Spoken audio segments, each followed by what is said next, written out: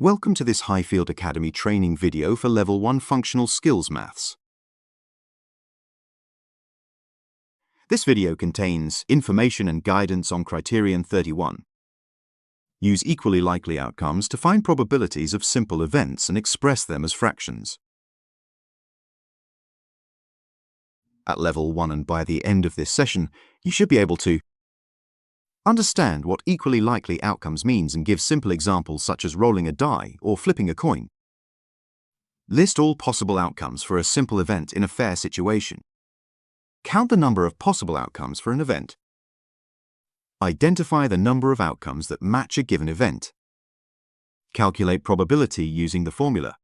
Probability equals number of favorable outcomes divided by total number of possible outcomes and express a probability as a fraction in its simplest form. An equally likely outcome means each possible result has the same chance of happening. For example, when you roll a fair six-sided die, each number from 1 to 6 has the same chance, 1 out of 6. Or, when you flip a fair coin, there is the same chance of getting heads or tails.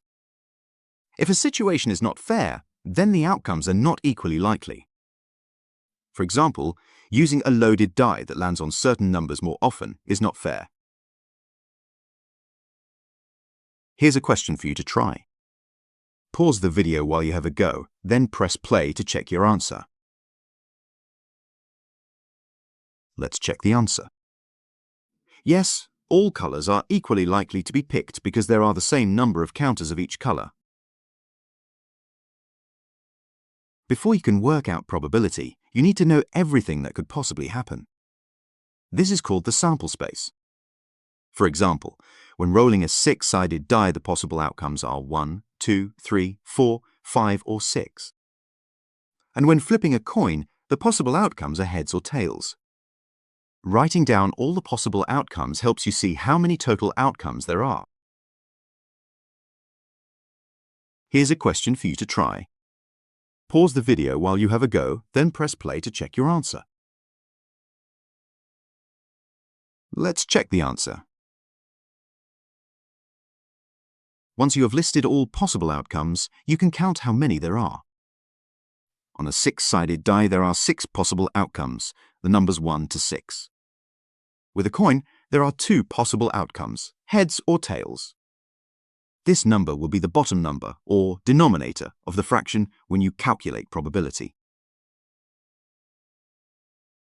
Here's a question for you to try. Pause the video while you have a go, then press play to check your answer. Let's check the answer. There are 5 possible outcomes. This number will be the bottom number of the fraction when you calculate probability. From the question you are being asked, decide how many of the possible outcomes match the event you are interested in. For example, if the event is rolling a 4 on a six-sided die, only one outcome matches. If the event is rolling an even number on a six-sided die, the outcomes are 2, 4, and 6. So there are 3 outcomes. This number will be the top number, or numerator, of the fraction when you calculate probability. Here's a question for you to try. Pause the video while you have a go, then press play to check your answer. Let's check the answer. The favorable outcomes are 6, 7, and 8. So there are 3 favorable outcomes. This number will be the top number, or numerator, of the fraction when you calculate probability. Note that 5 is not included, as the question specifies greater than 5. The probability of an event can be calculated using this formula.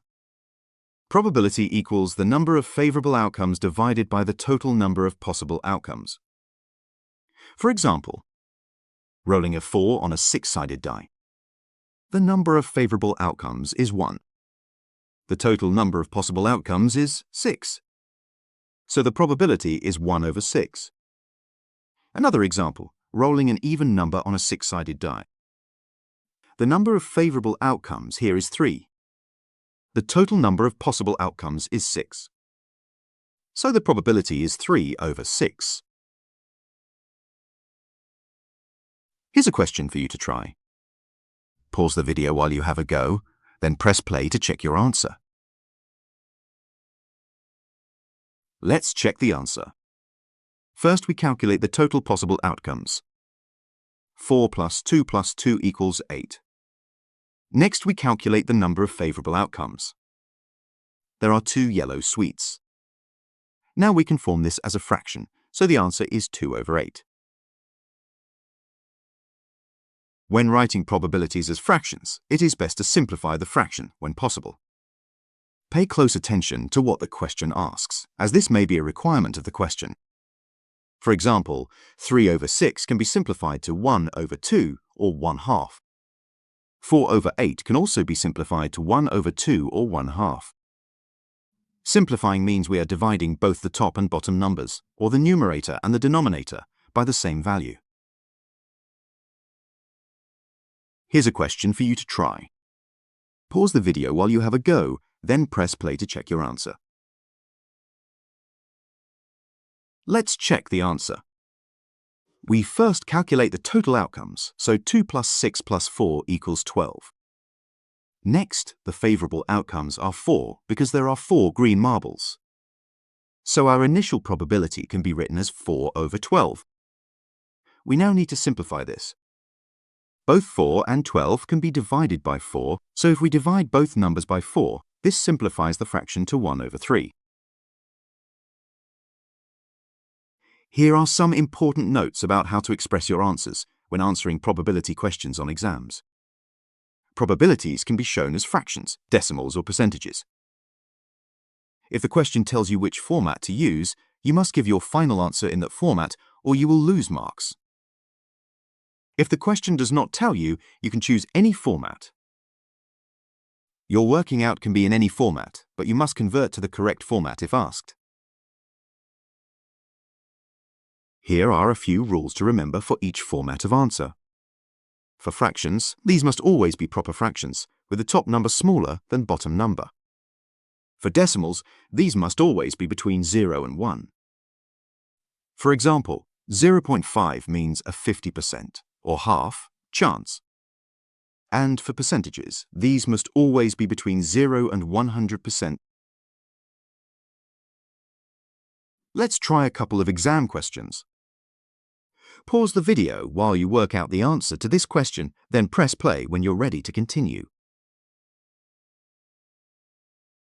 Here's the answer. Pause the video while you check it, then press play to move on to the next question. Here's the final problem-solving exam question. Pause the video while you have a go, then press play to check your answer. Let's check your answer. Pause the video while you do this, then press play to continue. Let's recap what you've learnt in this video. You should now be able to understand what equally likely outcomes means and give simple examples such as rolling a die or flipping a coin. List all possible outcomes for a simple event in a fair situation. Count the number of possible outcomes for an event. Identify the number of outcomes that match a given event. Calculate probability using the formula. Probability equals number of favorable outcomes divided by total number of possible outcomes, and express a probability as a fraction in its simplest form. I hope that you have enjoyed this video. Thank you for watching. Goodbye.